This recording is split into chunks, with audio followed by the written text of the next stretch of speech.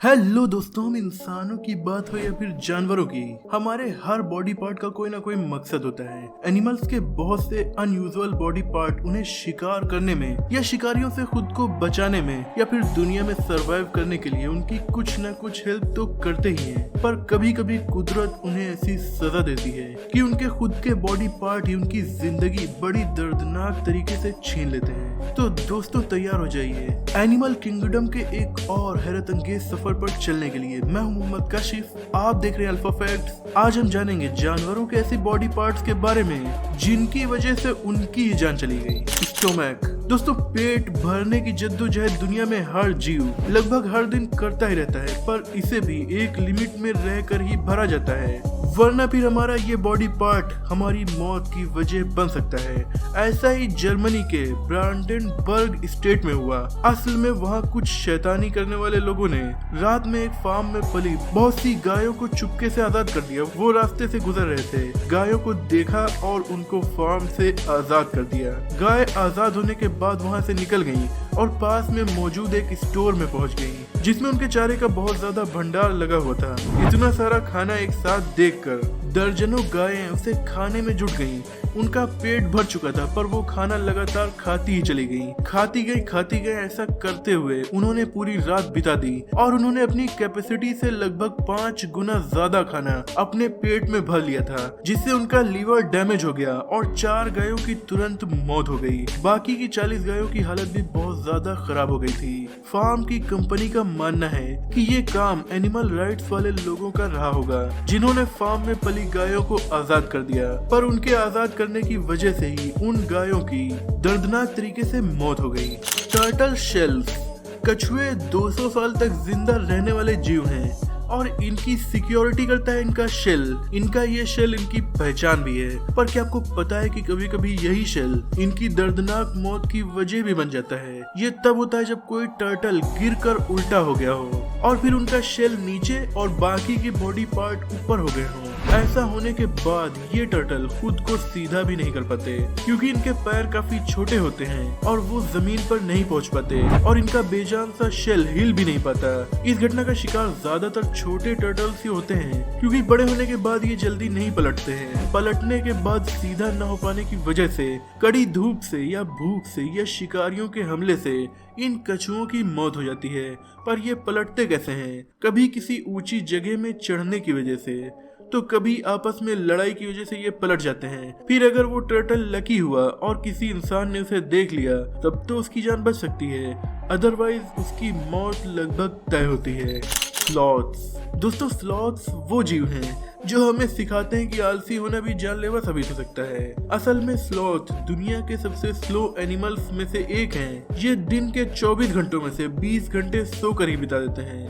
ऐसा बहुत से इंसान भी करते हैं और ये स्लॉथ अपनी ज्यादातर जिंदगी पेड़ों पर ही बिताते हैं और मुश्किल से हफ्ते में एक बार ही ये पेड़ों से नीचे उतरते हैं। पर इनकी यही लेजीनेस इनकी मौत की वजह भी अक्सर बन जाती है। जब कोई शिकारी इनका शिकार करना चाह रहा होता है, तो वो इन पर हमला करने की कोशिश करता है। ये उसे देख लेते हैं, फिर भी ये आलसी होने की वजह से धीरे धीरे भागते हैं और अपनी जान को नहीं बचा पाते। स्नैक। दोस्तों, ये क्वेश्चन काफी जबरदस्त है और शायद आपके मन में ये क्वेश्चन आता भी होगा कि क्या सांप खुद को काट ले तो उसकी मौत होगी। सीधे तौर पर तो इसका आंसर शायद ना है, पर कभी कभी कुछ अनलकी सांप खुद को जब काट लेते हैं तो घायल होने की वजह से उनकी मौत हो जाती है। भले ही उनका खुद का जहर उन पर असर नहीं करता, लेकिन अपने काटने से बने घाव की वजह से उनकी मौत हो जाती है। और हाँ, कुछ स्नैक भूखे होने पर खुद को दूसरे साइड से खाना स्टार्ट कर देते हैं और इससे भी इनकी बड़ी दर्दनाक तरीके से मौत हो जाती है।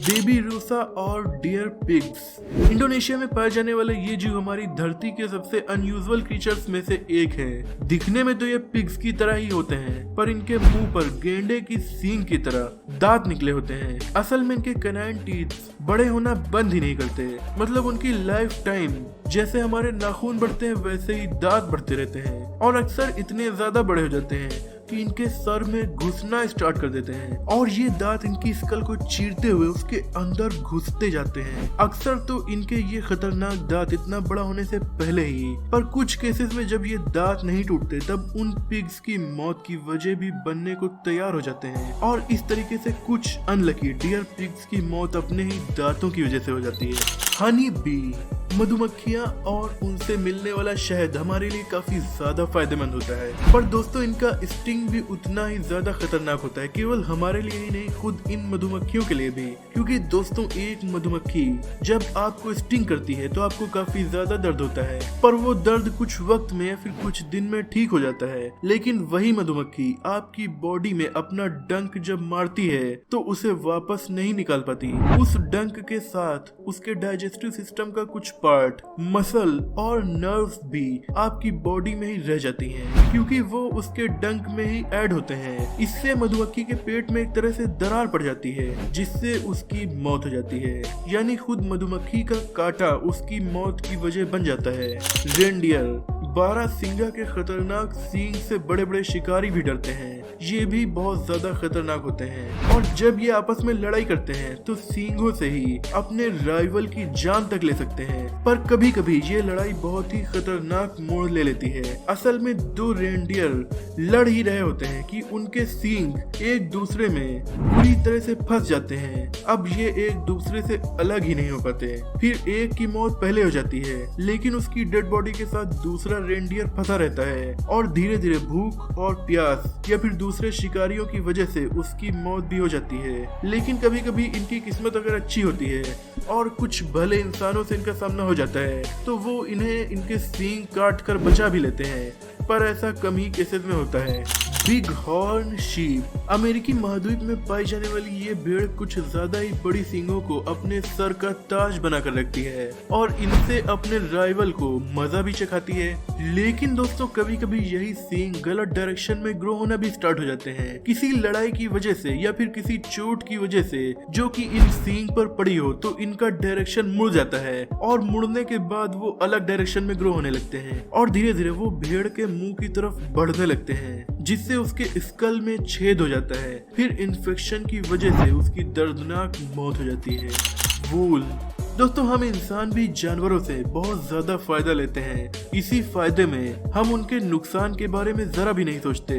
अब जैसे शीप, इनसे हमें ऊन मिलता है। नेचुरल रूप से इनकी बॉडी पर वूल उगने के बाद झड़कर हल्का भी होता रहता है ताकि वो गर्मियों में आराम से सरवाइव कर सकें। पर एनिमल फार्मिंग में ज्यादा ऊन के चक्कर में भेड़ों को ऐसी ऐसी दवाएं दी जाती हैं कि उनके बाल कभी झड़ते ही नहीं। नतीजा ये होता है कि बहुत ज्यादा मात्रा में वूल से ढकी होने की वजह से उनका बॉडी वेट काफी ज्यादा बढ़ जाता है, जिससे उनका चलना फिरना भी मुश्किल हो जाता है। और गर्मी में तो भाई पूछो ही मत। सोचिए गर्मी में आपको कोई बहुत मोटा स्वेटर पहनाकर धूप में घुमा दे, ये काफी दर्दनाक सिचुएशन होती है। पर इससे इन भेड़ों की मौत जल्दी नहीं होती, पर इनकी लाइफ काफी ज्यादा परेशानी में बीतती है। दोस्तों आज के वीडियो में इतना ही। मुझे उम्मीद है कि ये वीडियो आपको पसंद आई होगी। अगर वीडियो पसंद आई हो तो इसे लाइक करके अपने दोस्तों में शेयर भी कीजिए। लेटेस्ट अपडेट्स के लिए हमें इंस्टाग्राम पर भी फॉलो कर सकते हैं, link is in the description. अगर आपको ऐसी इंटरेस्टिंग वीडियोस देखने का शौक है तो हमारे चैनल को सब्सक्राइब करके बेल आइकन को प्रेस कर दीजिए ताकि ऐसी वीडियोस की नोटिफिकेशन सबसे पहले आप तक पहुंचती रहे। मिलते हैं अगली वीडियो में, तब तक के लिए अपना और अपनों का ख्याल रखिए।